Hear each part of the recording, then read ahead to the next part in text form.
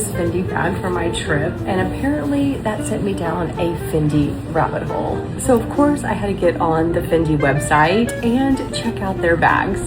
First, this pink peekaboo. It's completely impractical, out of my price range for what I would spend on a bag, but it's incredible.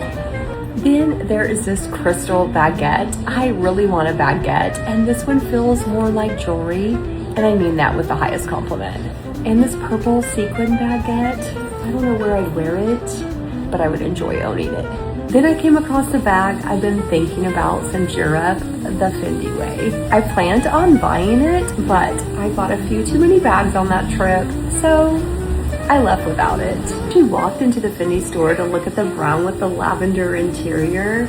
The interior is gorgeous, but then I saw the black with the chocolate interior and I loved it even more. And now Fendi has gone and released this blue version. Tell me this isn't perfect. At this point, I think I have to own this bag.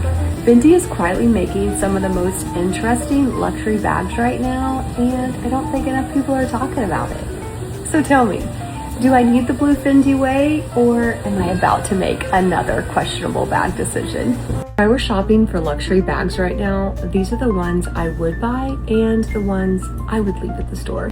The Bottega Madison. This bag caught my attention because I love the Bottega knot, but I am not a fan of a chain bag, and this looks too much like another brand's bag. The Balenciaga Clicka bag in this azalea color is show-stoppingly beautiful. I love the logo on this bag and the slouchy vibe of it. The quality of the bag I wasn't quite sure about, so I need to look at that again, but I would put this bag in the buy category. It's that beautiful. The Chanel Maxi flat bag. This is a take it or leave it bag for me. It is the first Chanel bag that actually caught my eye, and I could see it as a possibility. The Gucci Borsetto bag, it is probably gonna be a pass for me. I do think the bag is beautiful, and I did buy the Paparazzo bag when it first came out, but I think I wanna let Demna get a little more settled in Gucci and see what he brings out later. The Louis Vuitton Vendome bag, I actually think this bag is beautiful and elegant and something different for Louis Vuitton.